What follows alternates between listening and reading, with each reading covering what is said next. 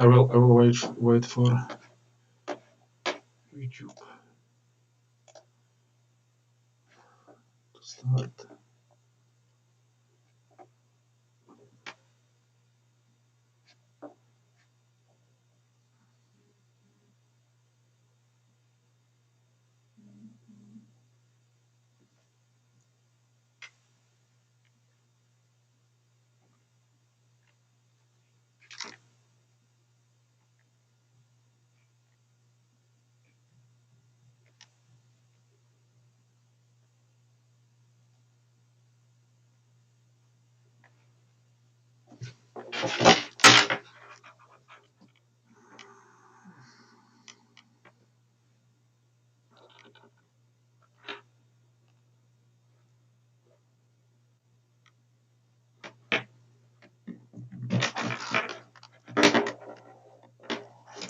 Okay, so cool. We are live.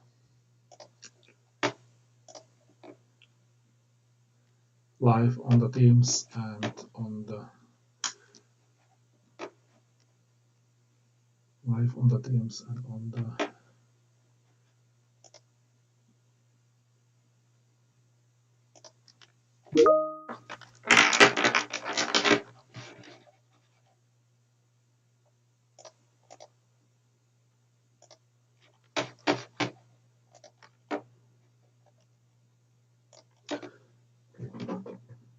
So good evening. I would like to welcome you on this session of Space Technology Meetup. Before handling the stage to our guest, Cillian Murphy, let me say some few words about this event, since there is plenty of new faces here and first-timers. Goal of the Space Technology Meetup is to showcase public and private institutions involved in the space research and space technologies. By the institutions, I mean startups, non-profit organizations, commercial companies, and government institutions. By technology, I mean satellites, spacecraft, rockets, instruments, design, operation, manufacturing, and testing, as well as building, operating ground infrastructure required for utilizing the space assets. And last and not least, how to utilize the data to make the life better for us here on the planet Earth, and how to get more knowledge about this universe around us. Also, I would like to, in these sessions, to showcase you which problems these institutions are solving and which are also facing by themselves and would need some kind of assistance. And also, if you would like to be one day working in this area, what kind of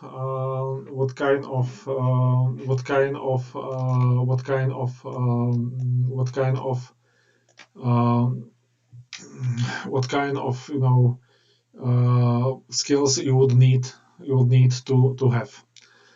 And or basically, if you are a student, which schools courses to take, if you are working which kind of requalifications.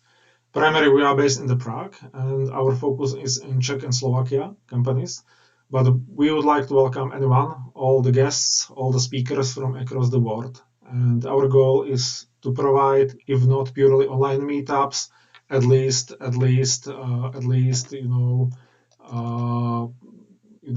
hybrid events where it's going to be streamed live and also provided recordings. So that's short introduction about us, and now handling the stage to our speaker.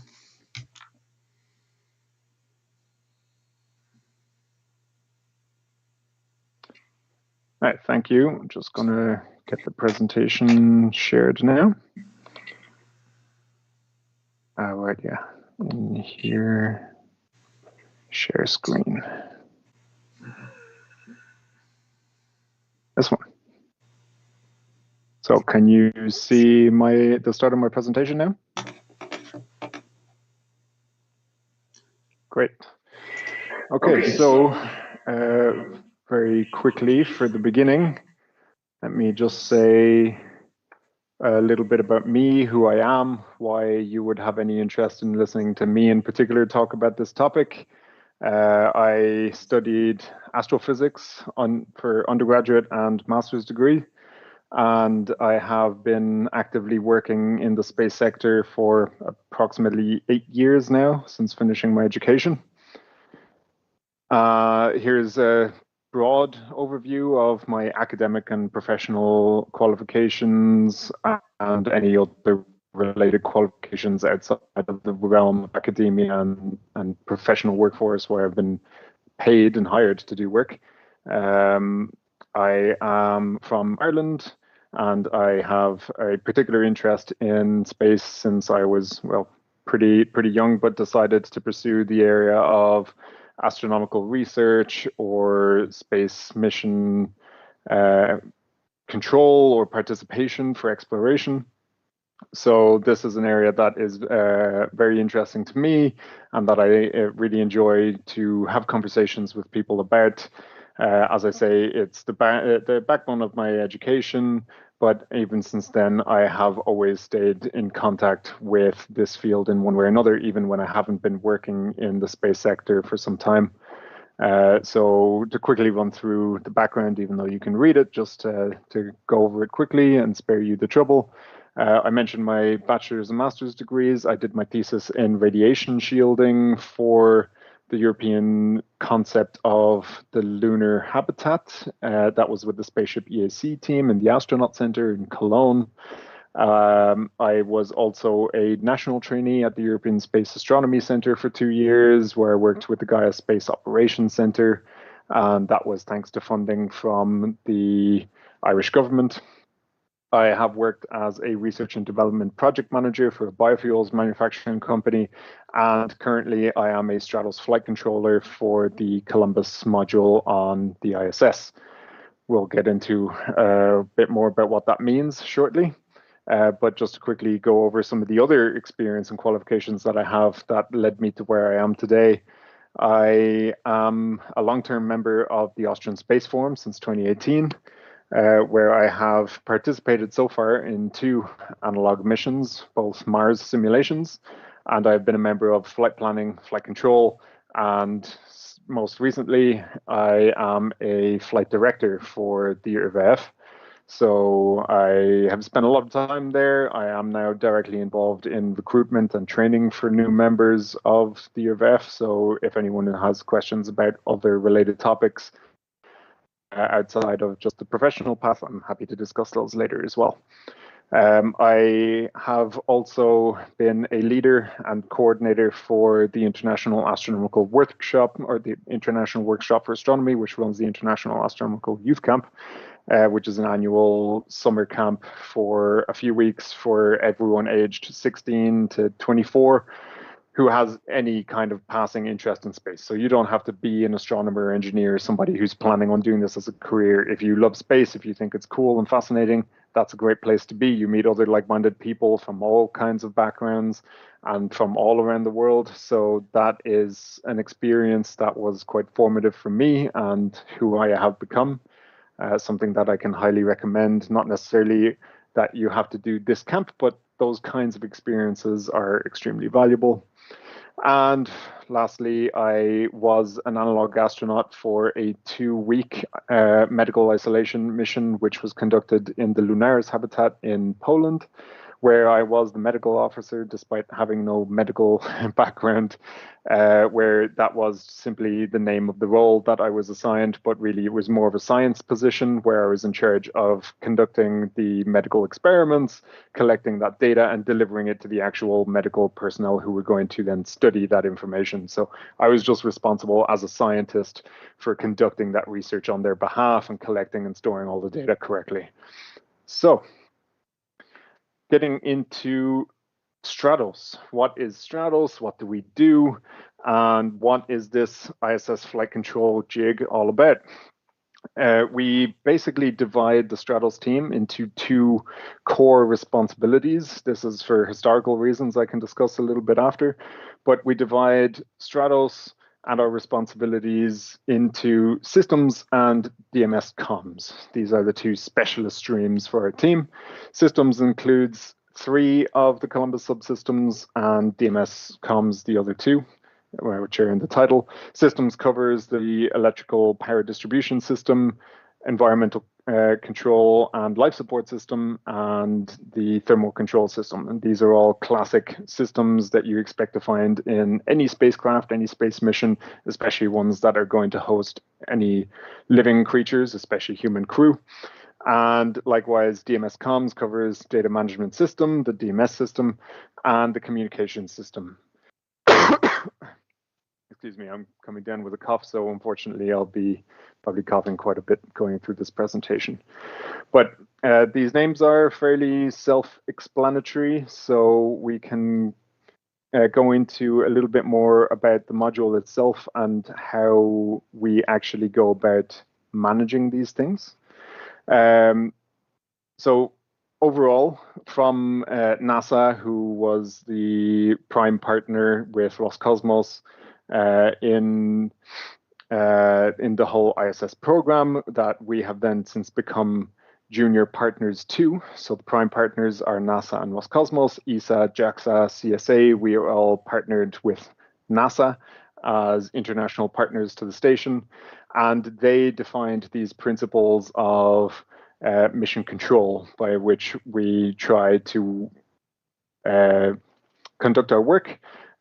Discipline is about being able to follow instruction as well as to lead and to know the role that you need to fill at any time and to do so to the best of your ability.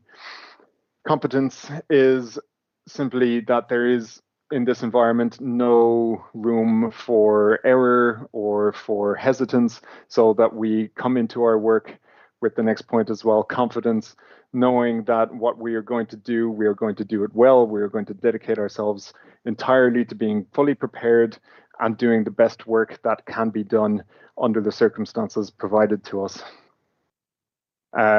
Responsibility is, of course, connected to these as well, as realizing that the responsibility that we carry is quite heavy, but also that when we are working, it is hours and hours alone, that we cannot shrug off this responsibility or expect others to fulfill it for us. So we do what we do, and we take full responsibility for the outcomes of that, good, bad, and otherwise.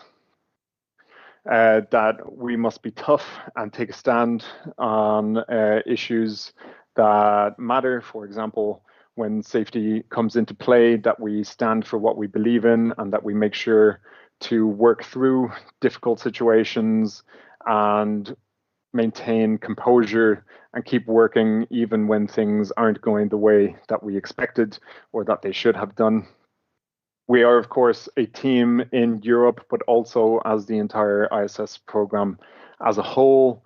We are all one team working together across the world. So coordination and cooperation between all of our different positions, all of our different sites is an essential aspect of what we do and how we work. And of course, being vigilant, again, tying back to multiple of these other points, but that we are always paying attention to every detail, and especially that we are ready and anticipating everything that could go wrong in order to make sure that we are always prepared and foreseeing and avoiding as much of the difficulties as we might be able to do. Whoa, sorry. So for anyone who's not already fully familiar with the Columbus module, it is at the forward position of the International Space Station. So we define the coordinates in the International Space Station by the direction that it orbits around the world. So forward is the direction of travel. Aft, or the back of the station, is the Russian segment, which is in the direction that the station is coming from. And then we use nautical terms to define the port and starboard, which would otherwise be the left and right of the station. So that gives us also then the freedom to define overhead and deck, or in some cases, zenith and nadir, for all the different directions that you might direct people in an environment where up and down don't strictly have any meaning anymore, depending on what way the astronauts are oriented in the station. Up from their perspective is simply which direction their head is in, and that really has no relation to the rest of the station or anything that we might be asking them for. So that's why we have these defined terms to help us to accurately say exactly where something is in the station, where somebody should go, or where an experiment is to take place. And here on the left, you have a view, let's say an artist's rendering of what the inside of Columbus, the outside of Columbus is like, attached to the forward starboard of the station, connected to the US Node 2. And you see in this picture some examples of the external payloads that Columbus supports. So these are experiments that are connected to Columbus and supported by the STRATOS flight controllers that are outside of the station and exposed to the vacuum. And we have a total of 12, well, 16 ISPR positions that are filled with experiments. So the ISPR is International Standard Payload Rack, I believe, if I recall correctly. And so these are the spaces where experiments can be installed inside of the Columbus module and where all of the science happens, but of course also where all of the basic equipment that helps us to realize the mission, where the storage for the crew to keep all of the experiment equipment and their tools goes, and also where we can share and host some space from NASA and other international partners who also can do their science in Columbus. So here you can see that in a little bit more detail. You can see the exploded view of the overhead, forward, aft, starboard deck and port of the station. And we define exact positions based on which rack. So it's subdivided by rack. And we can easily direct crew to exactly the right place. And when I say crew, of course, I mean the astronauts. But this is also how we are able to define very specifically what it is that we are trying to do as ground controllers or flight controllers in this case. When we are commanding the station and we specify that a specific rack is to be turned on or any other action that we might be performing on it, then we will specify that by the rack position, and that is how we uniquely identify them.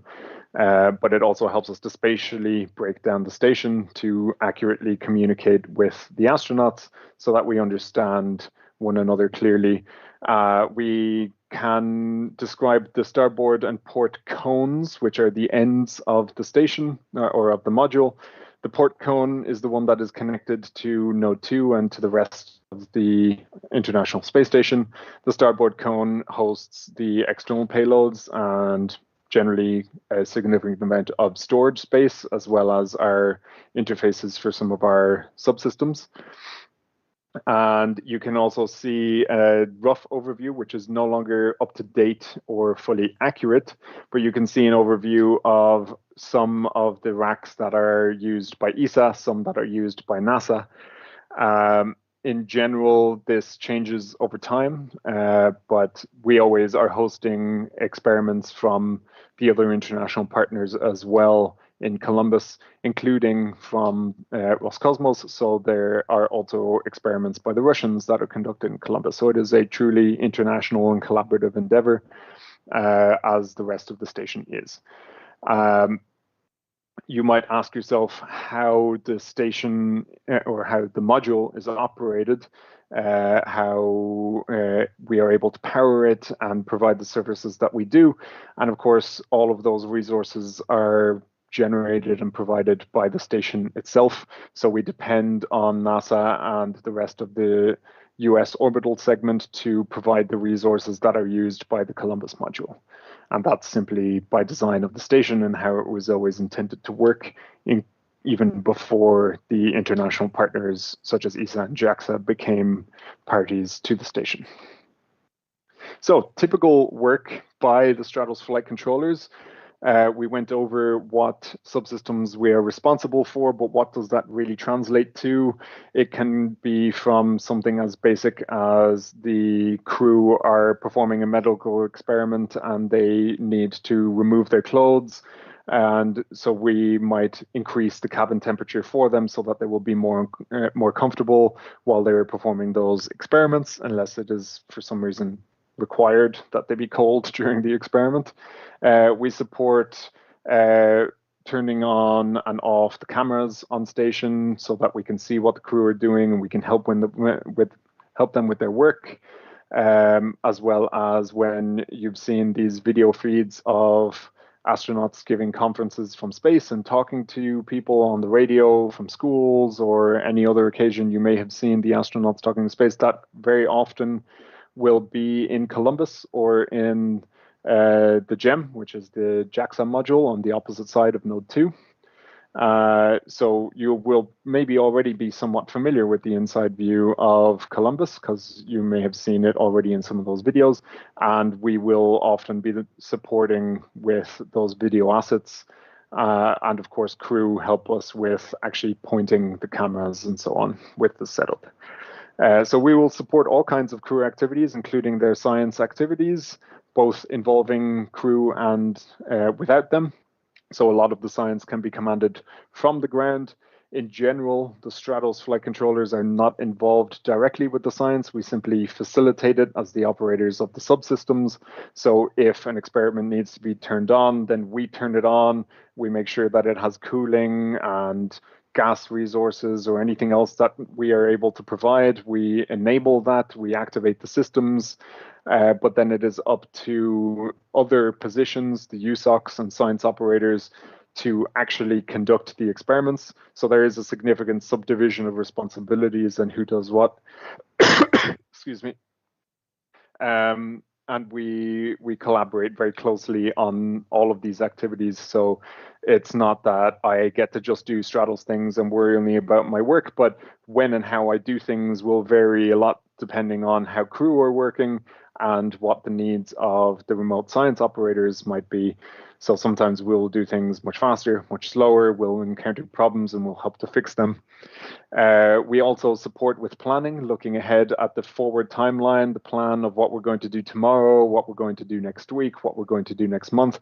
So we, both offline and online, being on the console or in the office, we help with reviewing the plans of what is going to come, and especially activities that we perform and that we support or that are connected to us, such as crew activities that require us to enable particular hardware or to prepare particular things in advance for them. Those are our responsibility to review and make sure that we will be able to properly support them as they have been planned. We also send data to and from the station. Some data can be transmitted directly by science users, but oftentimes, especially if there's software required on the station, then that is the responsibility of STRATOS and sometimes of some of our partners to upload files, retrieve files and logs to investigate problems that might occur, and to install new software both for experiments and for our support hardware, such as the laptops that we use for controlling some of those experiments, as well as the station itself. There are laptops that are used for commanding and controlling the US orbital segment, as well as Columbus itself. And those are not often used for those command functions because they exist so that the crew are also able to perform commanding. But since we are working on the ground and doing this for them so that we can optimize their time and let the crew focus on the things that only they are in a position to do, we try to do as much of that commanding as possible in advance or at the same time as they are working so that they don't need to worry about it. Of course, one of the things that might be most obvious is that we oversee the systems of Columbus and we make sure that everything is working correctly and safely, most of all. We have a subdivision between vital systems and nominal systems within Columbus. So vital systems have a much higher level of oversight and they are connected to more automatic responses. So if anything is going wrong in the vital system, then we will have a rapid response to make sure that the module remains safe, especially for the crew, but also for our hardware and for our science, so that we can support things as well as possible and that our science partners will also be protected. So we do everything possible that we can fix problems without interfering with science when we're able to do so. But of course, as in any expeditionary environment, we have priorities. So sometimes science has to be sacrificed in order to maintain safety for the station and the crew. We perform regular maintenance activities. So as in any system, there's degradation or maintenance work that needs to be done on a regular basis, some more often than others. But we perform software maintenance for the laptops. We perform regular retrievals of data from the station to check for any errors that might have gone unnoticed. Excuse me. We also uplink security patches because the station isn't and shouldn't be connected directly to the internet. So when software updates are required, then we are part of the process for uploading and installing software for the station, and especially those security critical software patches. We also, as STRATOS, are one of the prime interfaces with other centers, so both with the European science users, but also with the NASA positions and the NASA flight controllers. STRATOS is one of the main interface points between the European flight control room and the other flight control rooms, and we coordinate our resources and our activities with our partners who are responsible for the same subsystems. And so if I yes, and let me finish going through this and then I can talk a little bit more about the counterparts that we have in the other station, in the other parts of the station and the other control centers, as well as the other positions that exist within the European control room. So sometimes things go wrong, as in any environment and any workplace. And it is our responsibility to be first responders to things that go wrong. We are, many of us, engineers or scientists by trade, but it is not the responsibility of STRATOS to fix every problem that occurs, but simply to make sure that we keep the system safe. So if it's necessary for us to stop at some point because the system has not been completely corrected or fixed, but it is now in a safe state, that is the extent of the STRATOS responsibility in real-time operations. We just need to make sure to keep the system safe. If we are able to fully recover it, and especially if we have procedures to do so, then we will. But very often things go wrong that are unexpected or not fully understood. And then we have support from other engineering sites, the people who helped build and design the systems that are on board. And they help us to investigate things that go wrong and to come up with a plan for fixing it when that is necessary, when something complex or important has gone wrong. And most importantly, and perhaps most obviously, STRATOS is responsible for emergency response. We can maybe address in the questions afterwards if you want to know more about the emergencies themselves, but very broadly, the main emergencies that can occur on the station are a rapid depressurization. So for some reason, the cabin is losing atmosphere and maybe part of the station or only an individual module might need to be isolated to protect the crew. Also, a fire emergency, which is perhaps the most obvious and the most well-known in the space environment. So in a fire emergency, we are responsible for trying to interrupt power flow and to stop the spread of those events. And perhaps least well known, there are also some toxic elements used for certain experiments or also for part of our cooling system. So the other critical emergency is an ammonia leak on station, and crew will respond very rapidly and isolate themselves from the station in order to protect themselves from such a leak. You see a list of the offline work that we do. So we do a lot of office work, also largely in the effort to coordinate and prepare all of our activities very thoroughly and in detail in advance, and of course also to train ourselves and new members of our team. But I won't go through that in too much detail for now. We can come back to it in questions if you want. So very quickly, who are the other positions that support in ESA flight control or in European flight control room? Generally, this is the layout of our main control room, the other positions being Eurocom, who's responsible for communicating with the station on behalf of Munich, specifically as our call sign, even though Eurocom are usually in the astronaut center in Cologne. We have the Columbus flight director, Cole Flight, who sits right behind the STRATOS console, which you can see accurately represented is significantly larger than most of the consoles because we have a lot of screens, so we can monitor a lot of things happening all at once. Cosmo is a position that is based in Turin in Italy, and they support inventory and stowage. So if we need to know where a specific screwdriver is in the Columbus module, they are the team that know exactly where every little piece of equipment is, and they can quickly tell us how to find it so that crew don't waste time looking through boxes and trying to find things that are missing, or if we have specific equipment for an experiment, that we can directly find that and get to work. Epic or Comet is the planning team. They are Epic when they are generally operating as planners, and Comet when they sit on console and are in the control room directly coordinating real-time planning and operations. And in the background, we also have the GSOC GC, the ground control team, who help make sure that all of our ground systems are working and operating in a good manner. So if I lose connection to the NASA link, or I lose connection to some of my systems that I use for commanding the station or for sending files to the station, these ground controllers are the ones who help to make sure that everything is healthy on the ground and that I can still do my work. We, of course, still have many international partners, people who we are collaborating with and that I have mentioned. I have gone through the names already, but here you can see the logos. And of course, there are other partners who have worked with us, but these are the official cohort of the station, and other agencies have participated and sent people to the station, sent science experiments to the station.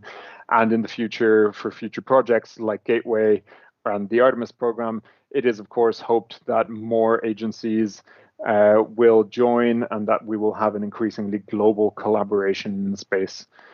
Other operators for Europe, other science operations for the most part, the USOCs. Cadmos is connected to Kness from France. BUSOC is based in Belgium.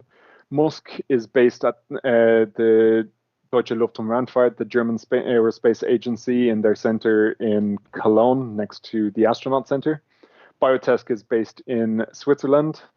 ECOS is based in the astronaut center, and they support some science, or rather some medical related science for the most part. Bartolomeo is run by Airbus, and Bartolomeo is an external commercial platform. So this is one of the platforms on the outside of Columbus, which hosts guest experiments. So it is an extra extension for us to be able to put more science on the station, and that anybody can pay to put more experiments on the station and to get more out of it. EDRS is the European satellite network that we use for our private comlink. So we generally are using NASA assets for S-band and Ku-band communication to and from the station, but we also have a Ka-band antenna on Columbus that can communicate with this IDRIS satellite network, so that we have a direct means of communication as well, should we need it. And this is mostly used for high volume science data downlink. And we also have the engineering teams, which are based in Italy and Germany, with the Italian Space Agency and with Airbus.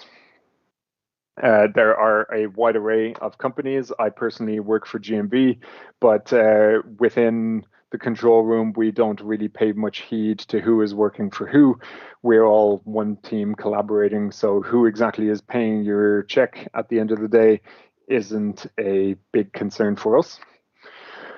So how do you get involved in this kind of work, and who does this kind of work? Well, we unfortunately have pretty high turnover in this line of work. It's very difficult to work such long hours and to work weekends, nights, to sometimes have to work 12-hour shifts because somebody got sick and couldn't make it to take up their turn. So it is a very demanding work environment. It's very stressful. We're quite short-handed. There's a lot of work to be done, and there's never enough people to do it. So we are always working hard, and people burn out, or thanks to how well this experience is viewed, they often move on to other more relaxed and higher paid positions with more responsibility, safe in the knowledge that they have been through this experience and they know space operations really, really well and from many different points of view, as many times other flight controllers, especially the NASA controllers, are much more specialized than we are, but we are the taskmasters who can do it all. So the STRATOS flight controller is the one technical position for all of Europe, and we handle every subsystem, while NASA has a dedicated position for every individual subsystem. And who can do this?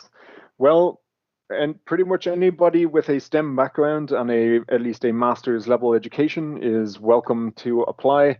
Those are essentially the only real requirements, as nobody comes in prepared for what this job is. You will learn it by doing it. It takes well, it used to take about a year, and now before you will be sitting on console alone and working solo as STRATOS, you will be training for at least half a year, which includes lessons in the astronaut center, simulations, and a few different levels of theoretical examination and certification before you become a fully certified STRATOS and you start doing this work on your own. But of course, it is a never-ending learning process. I've been doing this work for about 2.5 years now, and I am still always learning something new. And there's always more things to learn and to examine and to get better at. So this is an environment where you are always growing and always facing new challenges. So it's really not that hard. We have not that hard to get the opportunity to be involved, and the basic requirements to qualify are not very high. And we hire generally across the whole flight control team. So for Cold Flight, Epic, and STRATOS being 3 positions whose numbers are linked, there's always the same total number between those positions. We hire 2 to 3 new people twice a year, with training cycles starting in February and September. So there are lots of opportunities to get involved. If you meet the requirements and you are interested, then just keep an eye out on social media or on the companies who contract us, and watch for these opportunities when they come, and we'll be happy to have more people. So yeah, I did mention I would come back to a few topics, but considering the time, I will let you guys ask your questions and decide what you most would like to hear more about. And I think Yura has some pre-prepared questions to help lead the way. So thank you very much. And please, I open the floor to all of you. Okay, maybe for those who are not on the Teams call, usually we have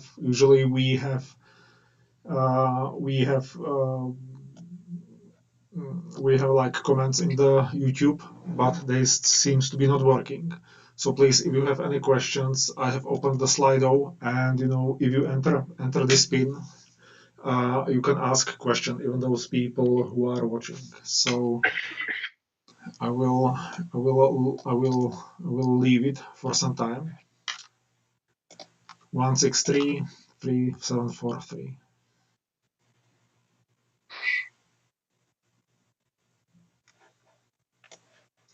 Okay, so if someone has question, please raise your hand, and I will unmute you.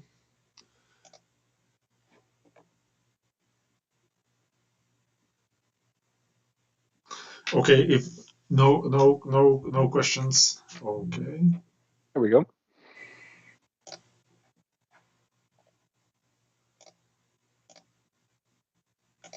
Can you hear me?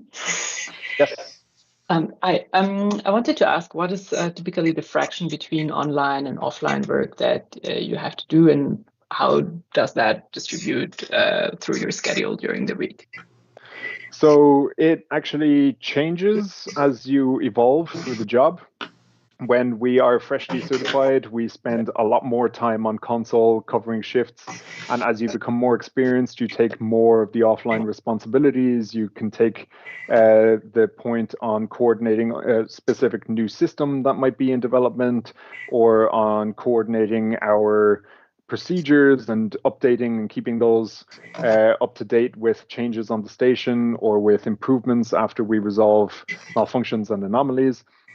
So the more experienced you are, the more of those extra responsibilities end up being assigned to you, and you take responsibility for those. And of course, that takes time. So you spend less time on console and more time working in the office on those additional topics. So there's no one straight, simple answer that I can give you for how much time we spend doing one or the other. It depends, and the balance of that will change over time. But as a ballpark figure, when you are freshly certified, you will do approximately 10 shifts in a month.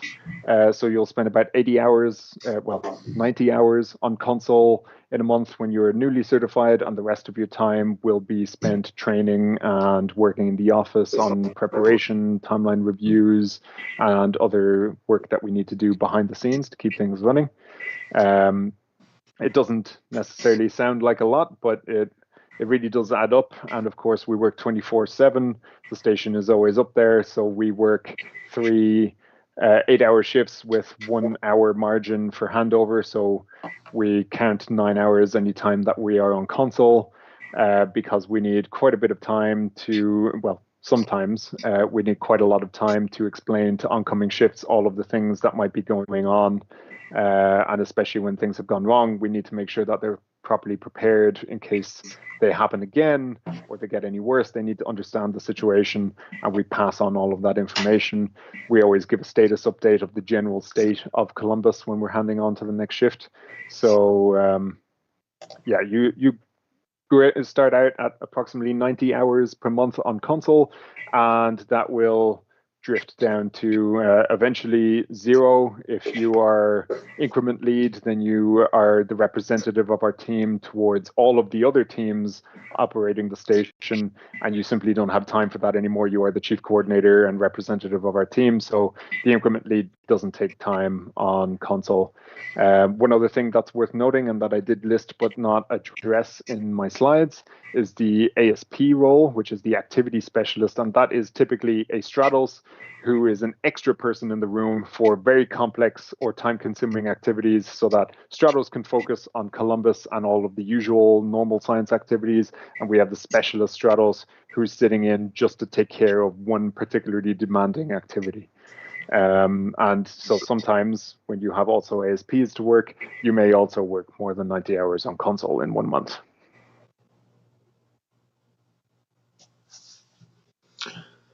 Okay, we have also one question from the Slido. Which part has the highest risk? Sorry, which part? Which part has the highest risk? This is the question from the Slido. The question is a little bit vague in terms of what part means.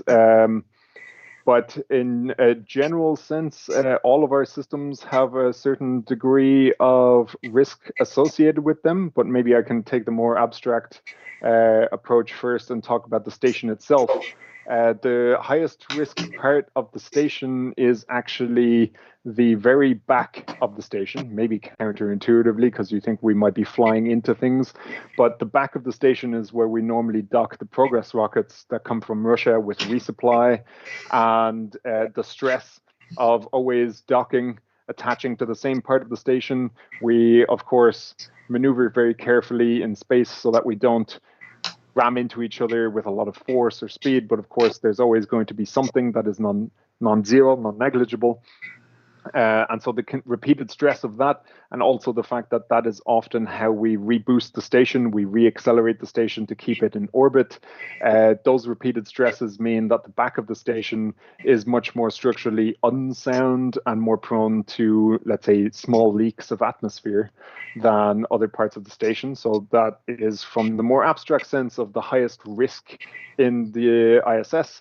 I think it's also well documented if you read up about some of the stories associated with this.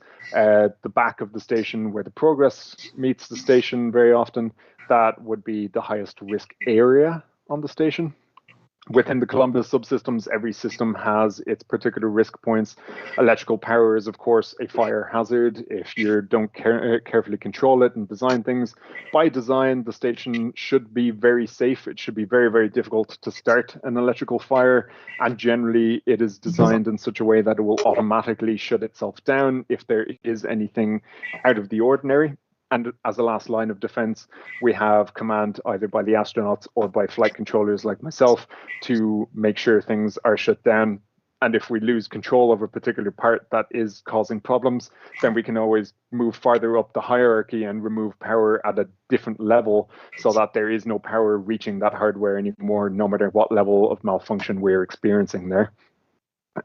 With the environmental control system, there's also significant hazards with making sure that the station is well ventilated. We have to have good airflow to make sure that we can detect smoke in case of fire. And we also need to make sure that we have good air circulation, or there can be buildup of carbon dioxide and other toxins for the crew. So they are also carefully trained to keep an eye out for signs of carbon dioxide exposure, so that they can warn us if the ventilation in the cabin is perhaps not what it needs to be. But we are very careful, and everything is designed so that we shouldn't have any dead pockets in the module, and we should have good fresh air moving through the entire space, both inside of the racks and within the cabin space that the astronauts are occupying. And well, okay, I think that kind of covers some good examples, but every system has its key risks associated with it. And we could be here a long time. Like I say, it takes months, if not years, to train for this job. So we could talk about the risks and all of the different things that can happen for a long time. So I think that gives you already a big picture.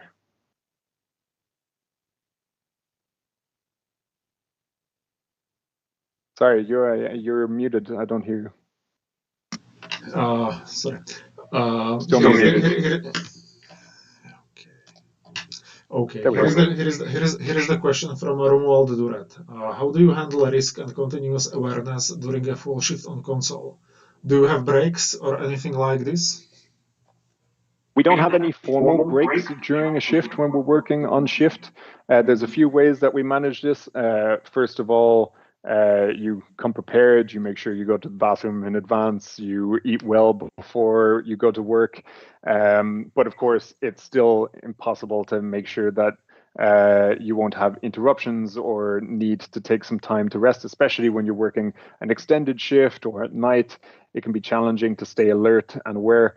As a general rule of thumb, anytime that we don't have connection to the station, we are off duty. We are able to step away, go to the bathroom, make ourselves a cup of tea or get something to eat. Sometimes we have enough time to eat in the kitchens. Sometimes we just heat up something quickly and we bring it back and keep working.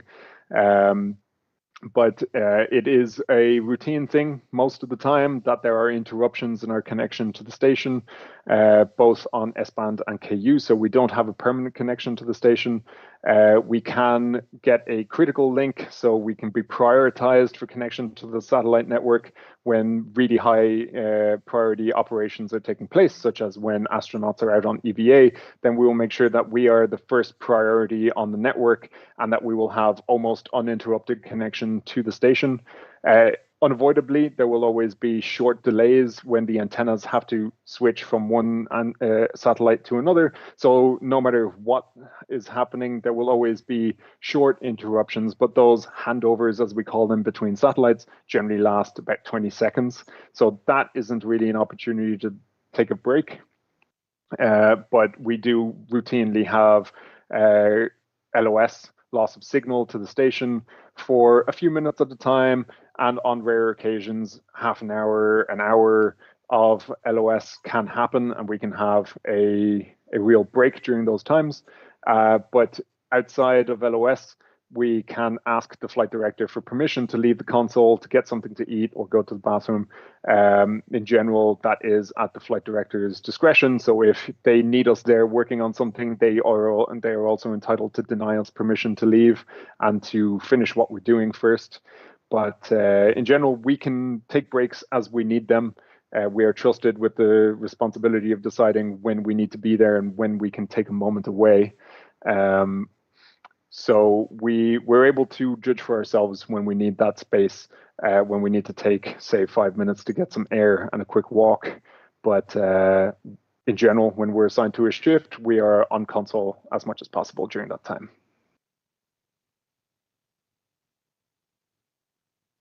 And actually, I think you also mentioned managing risk and remaining alert.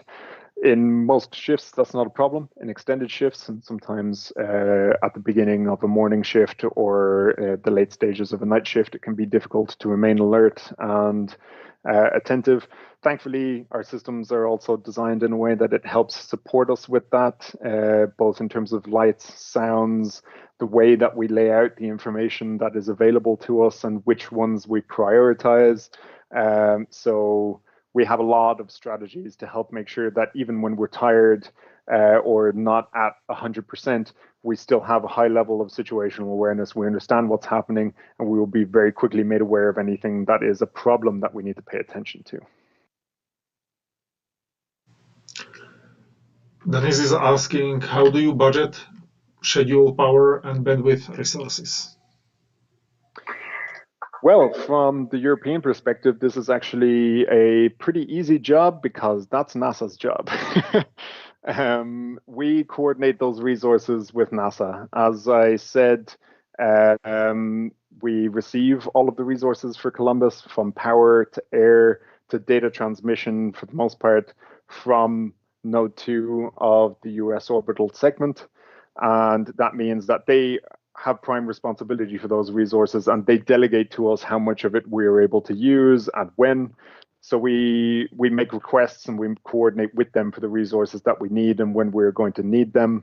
And they can also deny those requests and dictate to us that we need to use less, especially for specific time periods, such as we may have station-wide power downs when vehicles are arriving or leaving the station, or during EVA to minimize the risk of any electrical hazards for crew, both inside and outside of the station at those times. Also, depending on where we are in the orbit, so if we have more or less solar irradiance, we may have more or less power available on the station, since the power comes from the solar arrays.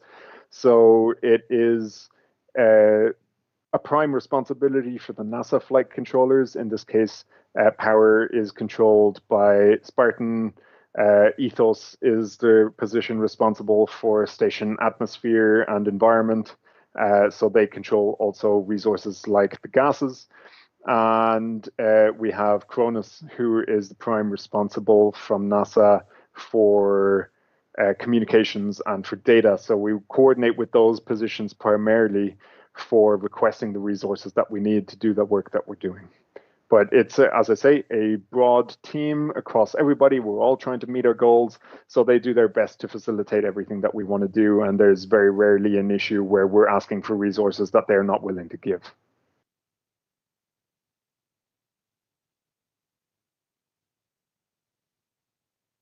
Okay, any other questions? I see Dennis is writing inside of the Teams chat.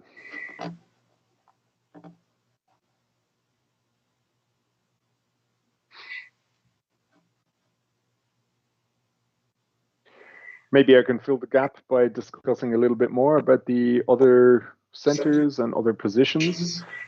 Broadly speaking, we have two main points of contact as the European control team, which are MCCH, so that's the Mission Control Center Houston, based in the Johnson Space Center in Texas, and also POIC, which is the NASA center responsible for payload operations. And so we work with POIC for science-related things, and we work with MCCH for general station operations and resource management.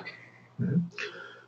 Okay, there is one more question coming from the Slido. How do you think about the future and ISS, and would your training be transferable to another projects such as Lunar Gateway? Yes, and yes. So let's address the first part of the question first. I am still optimistic about the future of space and the space sector. There will always be people who want to use it for questionable ends or activities. But by and large, people are still fascinated by the potential of space and the fact that it is still, relatively speaking, so unmarred by conflict and competition. And I am among the many people who is inspired by the history of collaboration and cooperation that we have in space to work together as one global community. And I think the ISS is the #1 example of that, even through all of the recent havoc and politics that we've seen in the world. The ISS has been the symbol of international cooperation through everything, even between Americans and Russians, still working closely together and making sure that this international project is going off without a hitch. No matter what is happening down here on the ground, we are partners in space. And as far as the transferability of these skills, we of course won't have exactly the same electrical system or life support system on Gateway as we do in Columbus. So the exact technical details will be different, but the overall skill set and training of what we are doing and why, and our understanding of the operational environment and the constraints that go with it, that is transferable to anything in space operations or any operational environment, really, that we have that capacity to think of all of the moving variables and to keep everything in mind and to prioritize, especially in moments of stress and urgency. It's worth noting also that the Human Exploration Control Center, or HEC, has been confirmed will be also based here in Munich. So when the Columbus Control Center is someday retired with the station, then all human exploration operations for Europe will actually be also supported and operated from here. So Gateway, Artemis, and all of the future projects that will come will be supported by these same flight controllers working from the same place.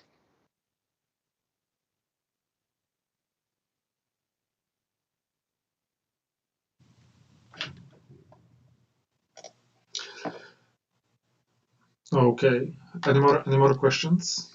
Maybe I would use the space.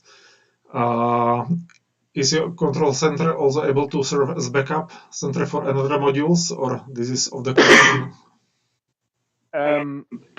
Well, it is capable to be reconfigured to support any sort of environment that you may need. That's mostly a software barrier or a technological IT barrier of being connected to what you need to try and support or operate. So as a good example, there is one console set up in our control center for simulated support to the Luna, the lunar analog environment that has been built at the Astronaut Center for analog training and work with the astronauts and with the research teams that are based there. So we are able to also do flight control support to those simulated experiments that are conducted there. And likewise, if we needed to, say, refit our control center to operate a different part of the ISS or future station, as I say, we will be someday, maybe not in the so distant future, supporting Gateway operations, and we will simply have new machines or new software configurations to enable us to do that from the same control center. As it is, we have 2 primary control rooms in the basement of the German Space Operations Center, and we also have an additional backup control room that is routinely used for our training simulations.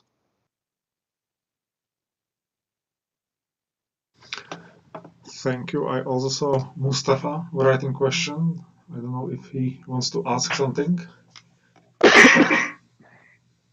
Maybe raise a hand or give a thumb if you want to simply voice the question, if it's easier that way. We can unmute you.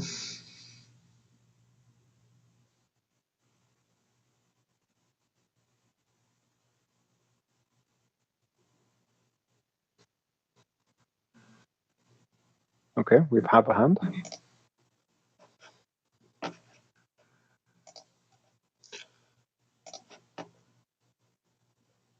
I don't know if I'm also able to do the unmuting. Yeah, commit.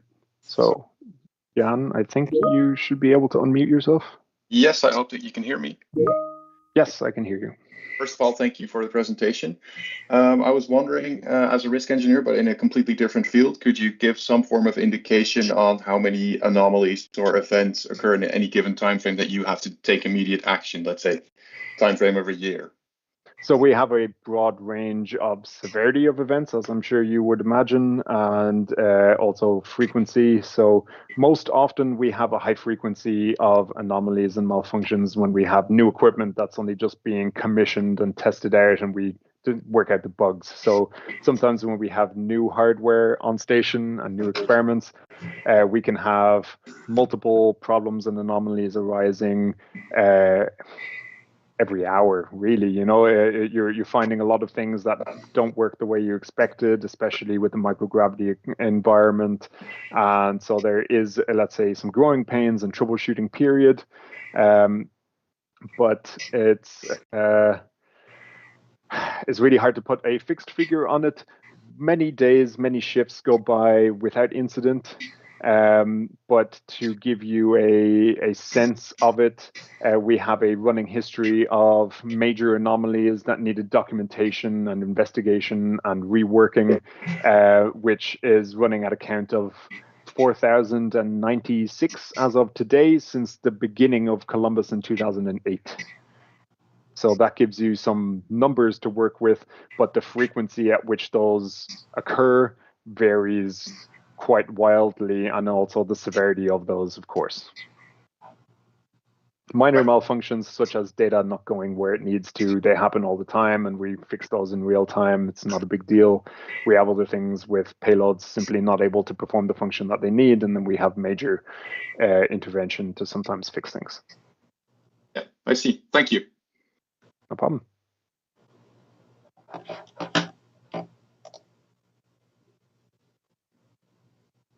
We have a hand from Romuald.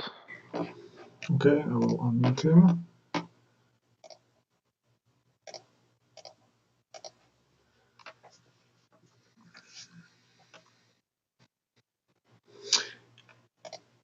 Can you speak? If you're speaking, I don't hear you.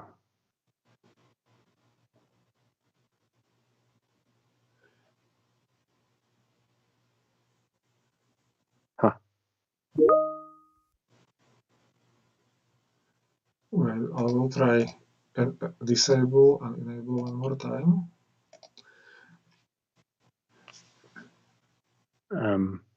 Maybe you can not, unmute yourself in the Teams. Maybe this would help. Right corner upper.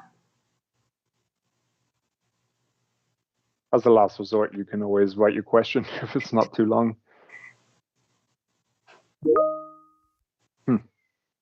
Very strange, because I also have an option here to allow you to unmute, but okay, feel free to write it. I don't know if anyone else has something else that you'd like to ask, or if you still have any other questions that you want to maybe fill the space with to give Romuald a moment to type. Okay, let me think.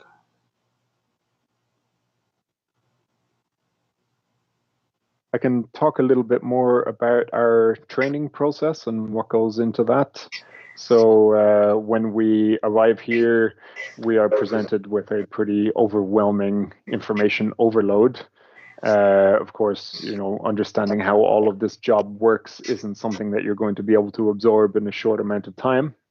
So every couple of weeks in the beginning of our training period, we will travel to the European Astronaut Center in Cologne for specific dedicated training courses that can also last a week or more, where we will have dedicated training on operations concepts, on the hardware that we're working with, on the systems.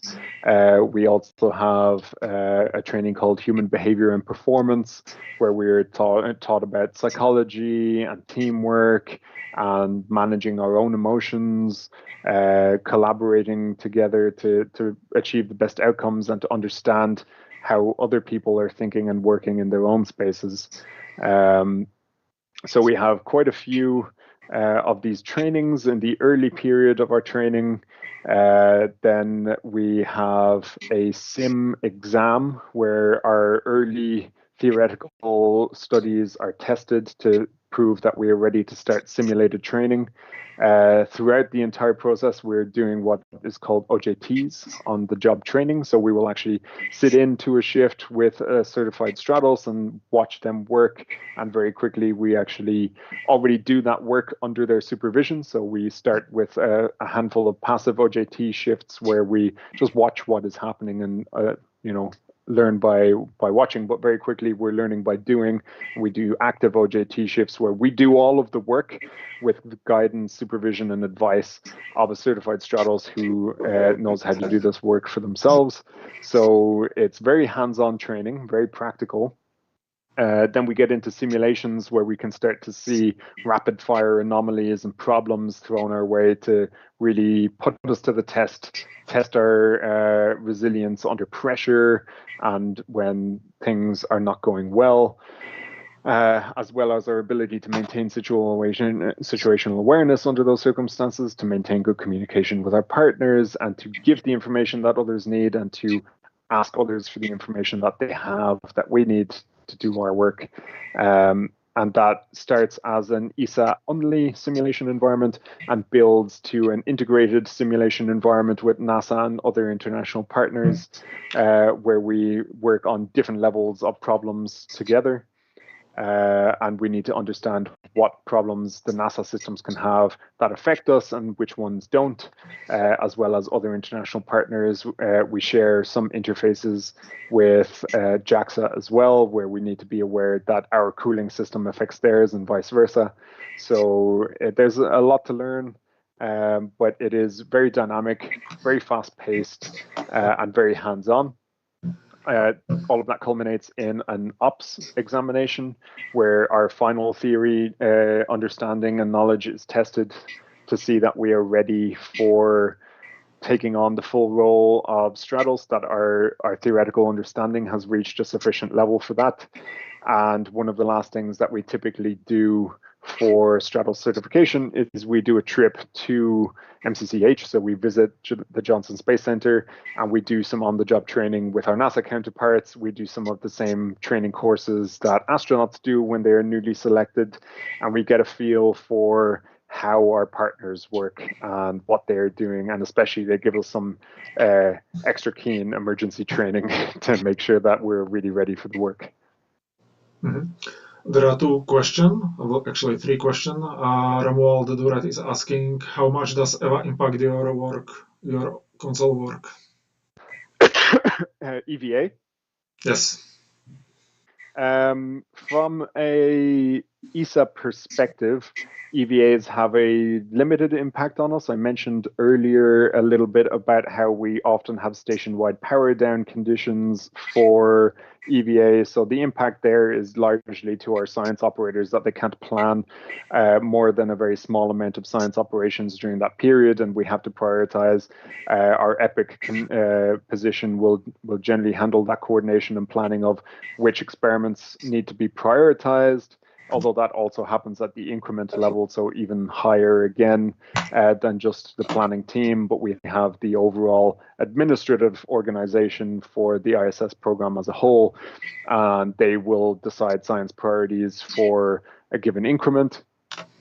And so they will make decisions about which experiments will be allowed to run when we can't operate everything at the same time. And the biggest impact from a STRATOS perspective when we have EVA or robotic operations or visiting vehicles is that KA antenna that I mentioned earlier, our direct comlink, under EVA conditions or these other circumstances that I mentioned, we are generally not allowed to radiate from the station, or we need to minimize it and keep it carefully controlled to specific areas that are not allowed. So it is a significant workload sometimes for the STRATOS controllers to activate, deactivate, or control that antenna as needed. But for the most part, our ESA operations are not highly impacted by EVA. Mm-hmm.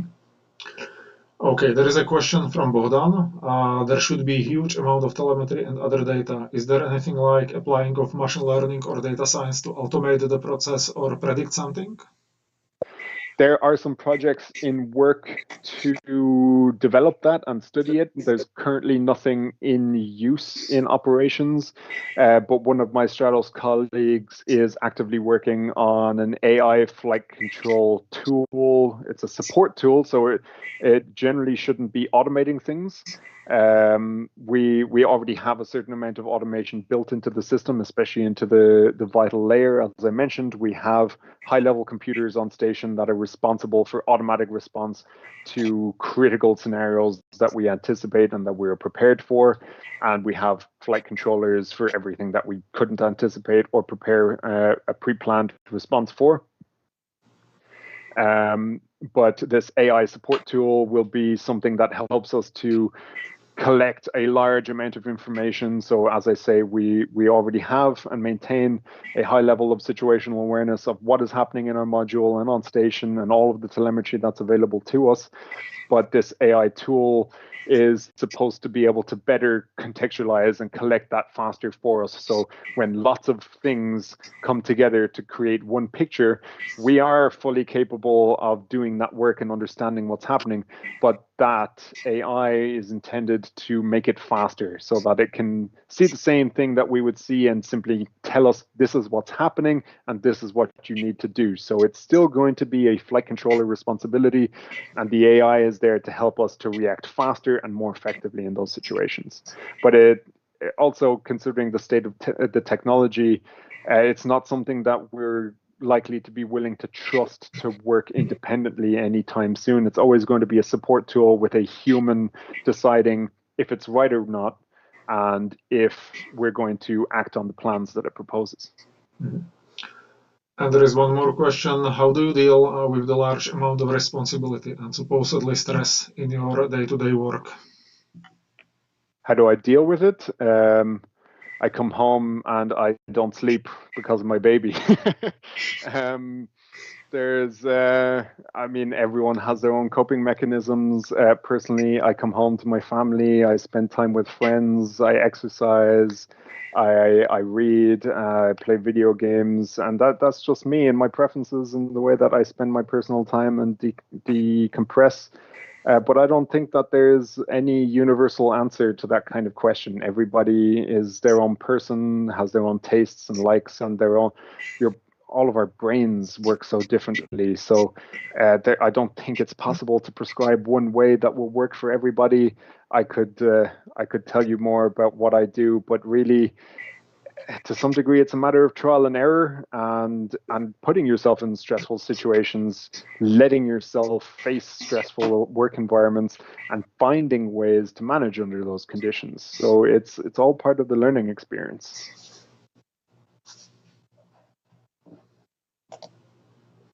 I hope that was a good enough answer. I'm sorry if I don't have like a magic bullet for you to deal with stress.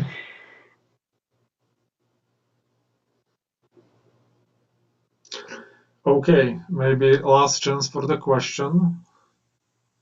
If someone will add to the Slido or ask directly on the Teams call.